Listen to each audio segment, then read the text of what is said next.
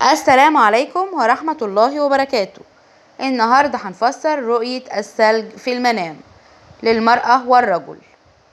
رؤية الثلج في المنام يشير إلى الشفاء من الأمراض وإلى الأرزاق، وقد يدل على المحبة والألفة بين الناس. وقد يشير الثلج في المنام إلى الغنى. من رأى الثلج القليل دل ذلك على الخصب، ومن يشتري في المنام ثلجا فسوف يكسب مالا ويتخلص من الغم بكلام حسن. ومن رأى أرضا يابسة ومزروعة في المنام ثم نزل عليها الثلج فتحل عليهم الرحمة والبركة.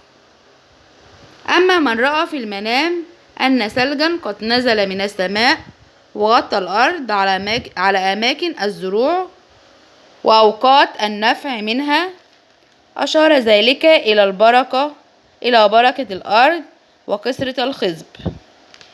أما الرؤية اللي مش مستحبة في رؤية الثلج في المنام، من رأى الثلج في المنام في غير أوانه دل ذلك على الأمراض والمصائب، فاللي يشوف رؤية مش مستحبة يستعيذ منها وشر ما فيها.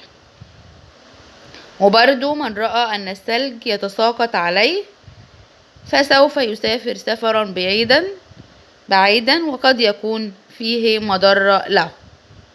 زي ما قلت لكم، اللي بيشوف رؤية مش مستحبة يستعيذ منها وشر ما فيها. أما من رأى في المنام أنه نائم فوق الثلج فذلك يشير إلى العذاب.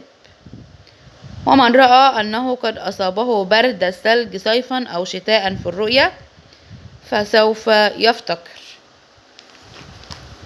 أما من اشترى ثلجا ولم يضره ذلك الثلج وذاب ذلك الثلج سريعا فهو هم وتعب وسيزول سريعا. أما من رأى في المنام أنه قد وقع في عاصفة ثلجية فسيفشل في تحقيق أمانيه.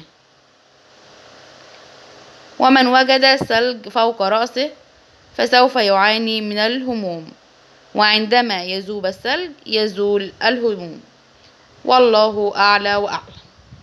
يا رب أكون أفدتكم. استنونا فيديو جديد ومعلومة جديدة. أشوفكم على خير، والسلام عليكم ورحمة الله وبركاته.